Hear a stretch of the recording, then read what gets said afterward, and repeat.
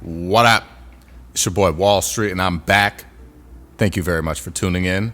And we are one day away from the NBA draft. It is 101 degrees in New York City today, and I feel like I am going to melt. But I'm here doing this video because I love you guys and I love basketball. So let's dive into it.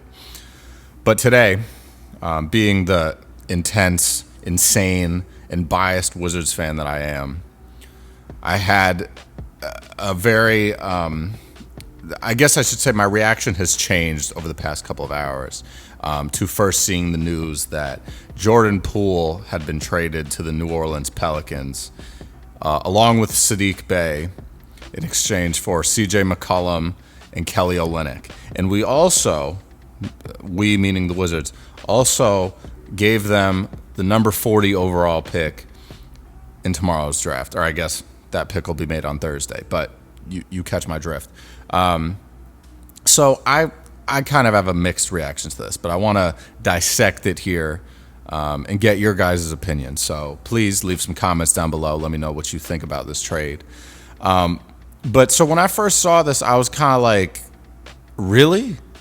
Like, Jordan Poole just had a bounce back season. Obviously, the Wizards did not have a good season as a team. But Jordan Poole certainly improved over his first season in Washington, where everyone was like ready to write him off. There was people saying that he shouldn't be in the league, like just a lot of crazy stuff, right? And I felt for Jordan Poole. I was like, I really hope he comes back and he has a better season. And he did. He bounced back. He had a very good season, in my opinion, just, being the number one offensive option, and still performing the way he did, shooting a career high percentage from 3-point range. I think it was the best he could do. He averaged a career high in points, and I was really coming along to the fact and the idea, I guess I should say, that we have Jordan Poole on this contract. Everyone's saying it's a real bad contract. The Wizards just jumped from bad contract to bad contract. And, I was starting to be like, I think he's a good piece of this team. He was really like in tune with the rest of the guys. I felt like people on the team liked him. People behind the scenes for the team liked him.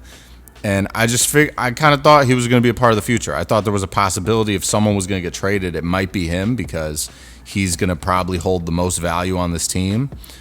But, it is what it is. I kind of felt like it could be something that's coming, but, it is. But I think at first I was like, this is not enough value. We should have at least gotten a first-round pick back. And I would have understood if the Pelicans were like, we're not giving you the number 7 overall pick in the draft for Jordan Poole. But I would have liked, a first-round pick, maybe even a protected first-round pick, in 2029, 2030, 2031. Like, just something, right? We did get a future second-round pick. I believe it's Chicago's 2027 second-round pick. So, we'll see how that turns out. But, I just felt like with the 40th overall pick in this year's draft, we might have been able to still get somebody that would have been decent and helped us in the rebuild process. I mean, you could have gotten someone like Janai Broome from Auburn, Sion James from Duke. I felt like there was a lot of good options at that slot. So the fact that they, got rid of it, I don't know. There might also be another move coming, right? It's very well possible that the Wizards trade for another pick in the first round, the second round, both. I don't know, right? I have a lot of faith in Will Dawkins, and, I don't want to rule him out with this move. But let's talk about who's coming to Washington, right? I think CJ McCollum is a great piece for this team, right? And obviously, I think this move was very constructed around the fact that these players' salaries are rather similar, Jordan Poole and CJ McCollum, but their contract structure is a little different. So CJ McCollum is entering the last year of his deal. He's getting paid slightly less than Jordan Poole. CJ McCollum is going to make $30.6 million this next season. And Jordan Poole is under contract for the next 2 seasons.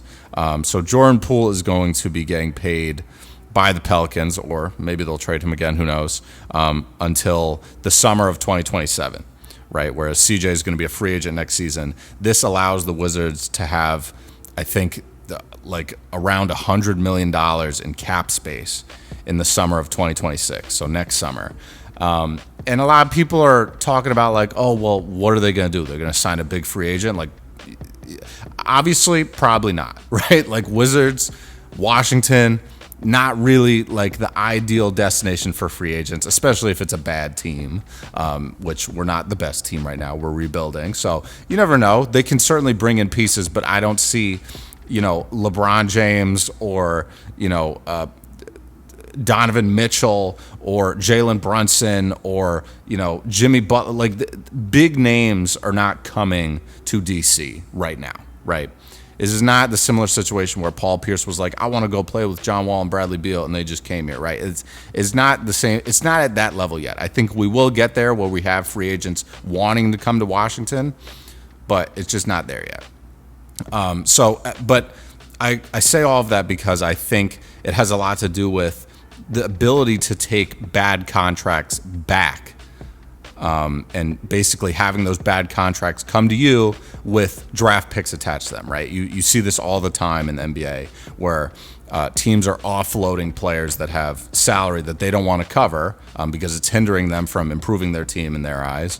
And so in order to get rid of those players, they attach, a couple first-round picks, right? It's why you have these trades sometimes where you see players that are better than the players that they're being traded for, and the team that's sending the better player is still sending draft picks. It's because the contract is not what people want, right? So that's clearly what the situation is. I think the goal here is to have a lot of cap space so that teams can send their older veteran players that are not necessarily helping them win or not giving them flexibility, and they send them to Washington along with draft picks, and we keep them there as mentors for however long, and then they go their own way, and we have a first round pick or 2 or 3 to remember them by, basically, right? So I think that's the objective. I am upset that we're losing Saddiq Bey. He obviously did not play for us the entire season. He was recovering from, I believe, an ACL injury. So he's going to be off in New Orleans. I'm a big fan of Saddiq Bey, so I'm sad we never got to see him suit up in D.C. But I kind of had a feeling, last summer's free agency, signing Jonas Valanciunas and Saddiq Bey, going into this massive rebuild, I kind of figured, okay, these are probably going to be trade pieces, which, now they've both wound up being traded. So it is what it is, but farewell, Saddiq Bey. I hope you do great in New Orleans. But I think CJ McCollum and Kelly Olynyk bring great veteran leadership to a young team. It's going to help Chris Middleton and Marcus Smart kind of mentor this young team, specifically CJ McCollum. I mean, he's the president of the NBPA, which is the NBA Players Association.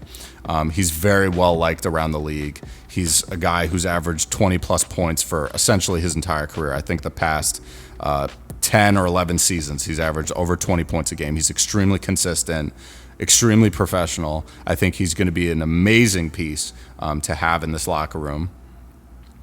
And I think that's really it. As far as the Pelicans, I don't really know what they're doing. I don't know what the objective was here with this trade for them.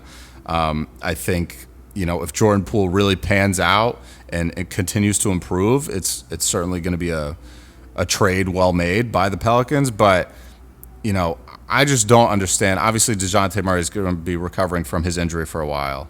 But when DeJounte Murray comes back, I don't think a backcourt of DeJounte Murray and Jordan Poole is conducive to winning. That's just my personal opinion, right? And I'm not trying to knock Pelicans fans. You guys have been through enough.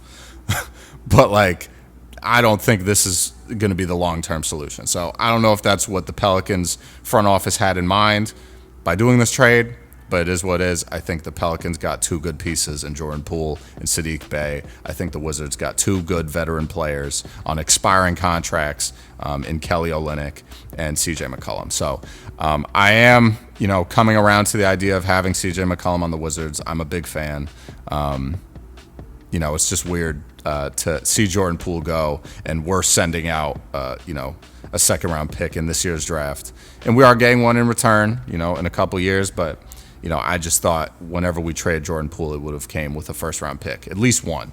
So those are my thoughts on the trade. Please let me know your thoughts, guys. If you're a Pelicans fan, if you're a Wizards fan, please chime in the comments. I want to know what you think. Without further ado, I'm going to catch you guys later. Stay safe, stay up, stay blessed, stay humble, handle business, stand on business. Peace out.